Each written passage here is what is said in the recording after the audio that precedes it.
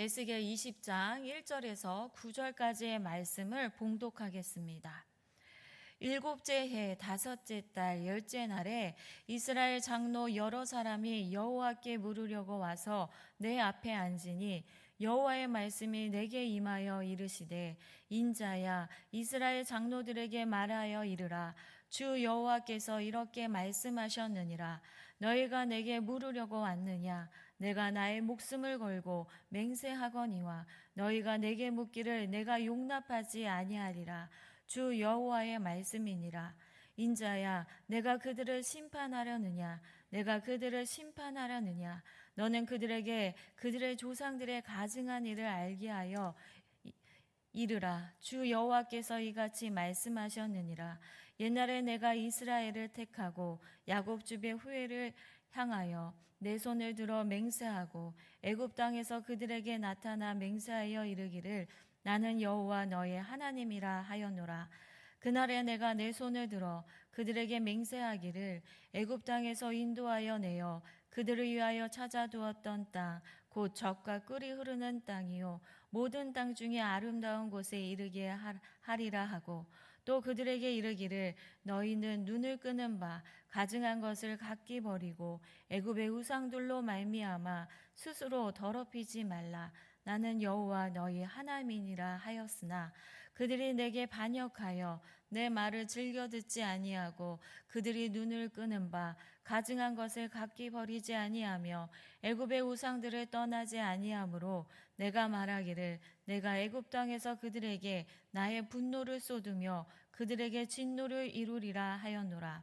그러나 내가 그들이 거주하는 이방인의 눈앞에서 그들에게 나타나 그들을 애굽 땅에서 인도하여 내었나니 이는 내 이름을 위함이라. 내 이름을 그 이방인의 눈앞에서 더럽히지 아니하려고 행하였음이라.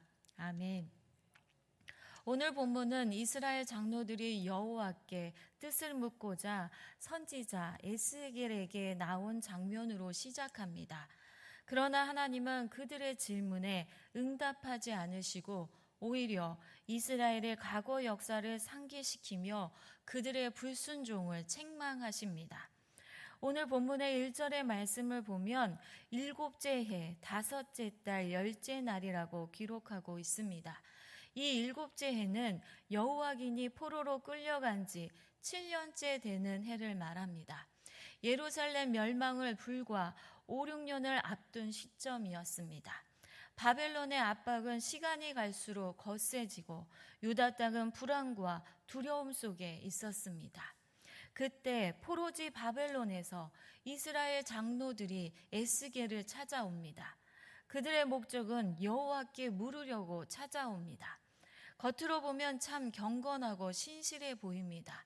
절망 속에서 하나님께 길을 묻는 것처럼 보이지만 그들의 마음은 진실하지 않았습니다. 그들은 하나님을 주인으로 찾는 것이 아니라 마치 전쟁이처럼 자기 문제 해결사로만 생각하였습니다.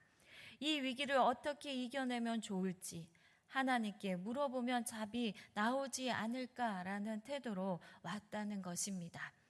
2절의 말씀을 보면 여호와의 말씀이 내게 임하여 이르시되라고 하였습니다. 하나님께서 에스겔에게 주신 첫 말씀은 장로들의 질문에 대한 대답이 아니었습니다. 하나님은 곧바로 그들이 진실되지 않은 마음을 지적하십니다. 너는 그들에게 그들의 가증한 일을 알게 하라. 여기서 가증한 일은 단순한 잘못이 아니라 하나님 앞에 가장 혐오스러운 죄, 곧 우상 숭배와 불순종을 가리킵니다. 이스라엘은 애굽에서 나올 때부터 우상을 붙잡고 있었습니다. 하나님은 너희는 애굽의 우상을 버리라고 말씀하셨지만 그들은 버리지 않았습니다. 겉으로는 하나님을 찾는다고 하면서 속으로는 여전히 다른 것을 더 의지하고 있었습니다. 그래서 하나님은 그들의 질문에는 관심을 두지 않으시며 그들의 죄부터 드러내라고 하신 것입니다. 그리고 이어서 하나님은 이스라엘 족속아 내가 너희에게 묻는 것을 허락하지 아니하리라고 말씀하십니다. 하나님은 거짓된 기도, 회개 없는 기도에 응답하지 않으십니다. 그 이유는 우리를 외면하기 위함이 아니라 우리가 먼저 마음을 돌이켜 참되게 하나님께 나오도록 하기 위하십니다.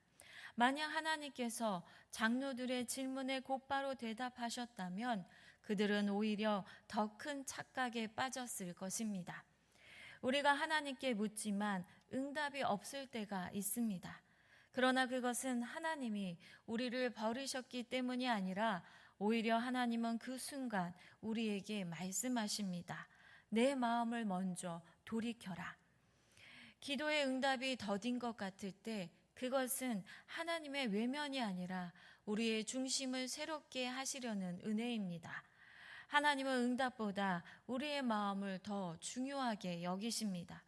겉으로는 경건한 모습으로 예배드리고 기도할 수 있지만 마음 깊은 곳에 여전히 내려놓지 못한 우상이 있다면 하나님은 그 부분을 먼저 다루시기 원하십니다. 진정한 응답은 문제 해결에서 오는 것이 아닙니다. 내 마음이 깨끗해져서 진실하게 하나님께 나아가는 데서 시작됩니다. 하나님은 3절에서 장로들의 질문을 단호히 거절하셨습니다. 그러나 그분은 단순히 침묵하신 것이 아니라 이제 에스겔을 통해 이스라엘의 역사를 다시 비추어 내십니다. 이스라엘은 애굽에서부터 하나님의 말씀을 따르지 않고 우상을 버리지 못했지만 하나님께서는 자기 이름의 거룩함을 위해 그들을 멸하지 않으시고 끝까지 참아주시며 지켜주셨습니다. 바로 이 역사의 고발이 4절부터 이어집니다. 하나님은 장로들에게 단순히 미래의 답을 주시는 것이 아니라 과거를 다시 돌아보며 그들의 현재 문제의 뿌리가 무엇인지 어디에 있는지 깨닫게 하십니다. 하나님은 에스겔을 부르시고 2번 반복해서 말씀하십니다. 내가 그들을 심판하겠느냐. 이것은 실제로 에스겔이 심판자가 되라는 뜻이 아니라 하나님의 심판을 대신 선포하는 대변인이라는 것을 말씀하십니다. 장로들이 묻고 싶어하는 미래의 길을 보여주는 것이 아니라 그들의 숨겨진 과거의 죄를 드러내는 것이 에스겔의 사명이었습니다.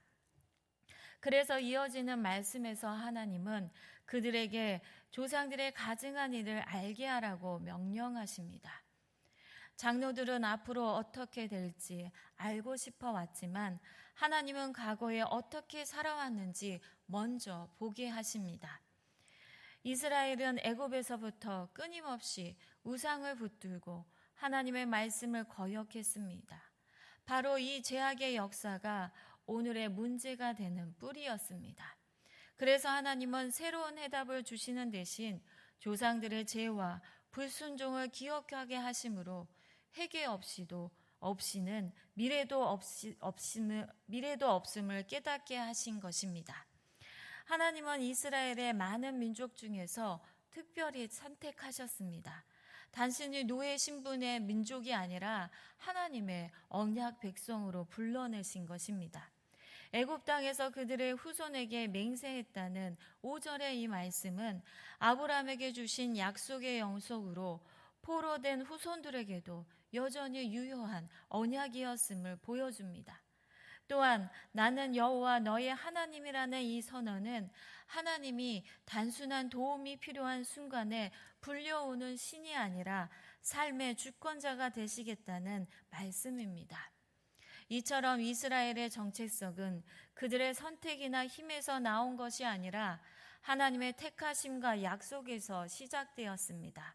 그리고 그 약속은 단순히 너희를 택했다 해서 멈추지 않으시고 하나님은 실제로 그 약속을 이루시며 출애굽의 날 그들을 인도하여 젖과 꿀이 흐르는 땅으로 데려가겠다고 말씀하셨습니다. 이어서 7절의 말씀을 보면 하나님은 이스라엘에게 너희 마음에 가증한 것을 버려라. 애굽의 우상들도 더럽히지 말라. 나는 여호와 너의 하나님이라고 명령하셨습니다. 여기서 마음에 가증한 것이란 손에 들린 우상만이 아니라 마음 깊이 숨어있는 죄된 욕망, 하나님보다 더 사랑하는 것들을 말합니다. 하나님은 몸만 애굽에서 나오기를 원하신 것이 아니라 마음까지 애굽에서 나오기를 원하셨던 것입니다. 그러나 이스라엘은 반역했습니다. 하나님의 말씀을 귀로는 들었지만 마음으로는 순종하지 않았습니다. 그들의 눈은 여전히 애굽의 우상을 향했고 결국 하나님을 믿으면서도 동시에 우상도 붙잡았습니다. 우리는 우상을 섬기지 않는다라고 말하고 있습니다. 그러나 우리의 마음에도 여전히 애굽의 우상이 숨어 있습니다. 하나님보다 돈을 더 의지할 때 그것이 우상이 됩니다. 사람의 인정과 내 체면, 자녀의 성공을 하나님보다 중요하게 여길 때 그것이 우상입니다. 이스라엘의 몸은 출애굽했으나 마음은 여전히 애굽에 남아있는 것처럼 우리의 몸은 교회에 와 있지만 마음은 세상의 우상에 붙잡혀 있을 수도 있다는 것입니다. 8절의 말씀을 보면 하나님은 이스라엘이 우상을 버리지 않으므로 내 분노를 그들에게 쏟겠다고 말씀하십니다. 그러나 실제로는 그들을 완전히 멸하지 않으셨습니다. 그 이유가 바로 9절에 기록되어 있는 바와 같이 내 이름이 더럽힘을 받지 않게 하려고 하셨기 때문입니다.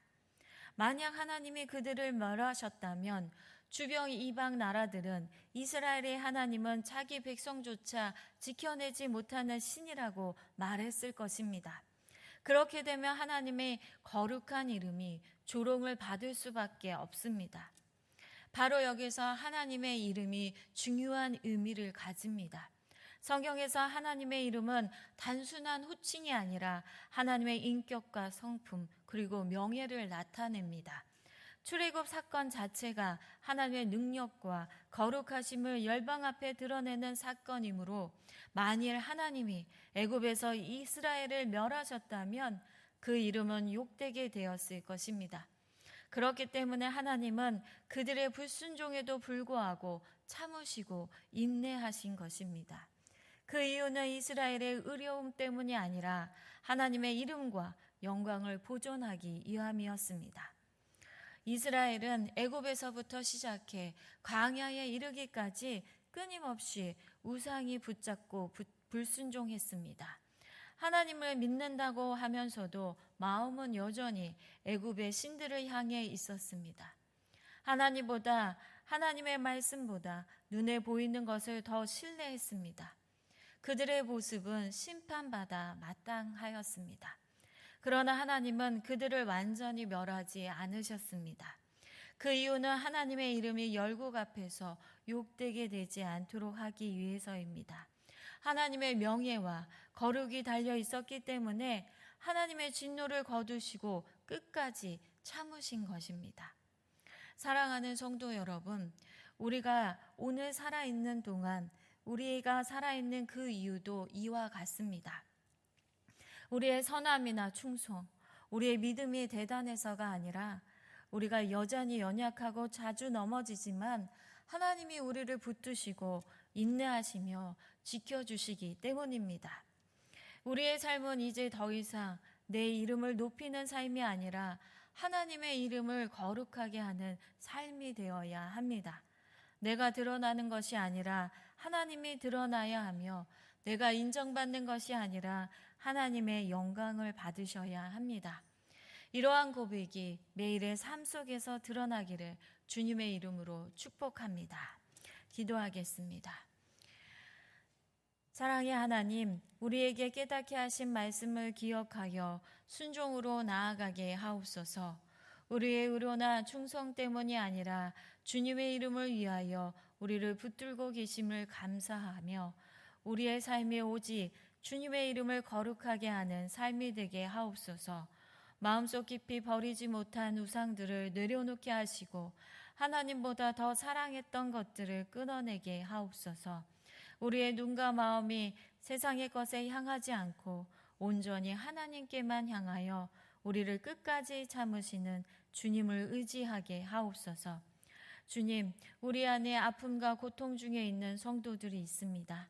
육신의 질병으로 신음하고 마음의 상처로 아픔 중에 있는 성도들을 주님의 위로와 치유의 손길로 더하여 주시고 눈물을 닦아주시며 고난 가운데에서도 하나님의 일하심을 믿고 주님 마음을 붙들며 회복의 길을 걷게 하여 주옵소서. 우리의 가정을 주님의 은혜로 붙들어 주시고 복음으로 하나 되게 하옵소서. 세상의 유혹과 시험이 몰려와도 믿음으로 담대히 살아가는 가정 되게 하옵소서. 우리의 자녀들 세상 속에 놓일 때마다 하나님의 은혜와 보호로 지켜주시고 사람이 아니라 주님만을 의지하는 자녀들 되게 하옵소서. 군복무 중에 있는 자녀들 고된 훈련과 어려운 환경 속에서도 건강을 지켜주시고 관계 속에서 지혜와 넉넉한 마음을 주시며 믿음 안에 굳건하게 하시고 하나님의 사람으로 단단히 세워지게 하옵소서. 오늘도 복음의 능력으로 우리를 담대히 살아가게 하시고 그리스도의 사랑으로 서로를 품고 기도하며 주님 안에서 거룩하고 아름다운 공동체를 이루게 하옵소서. 예수 그리스도 이름으로 기도합니다. 아멘.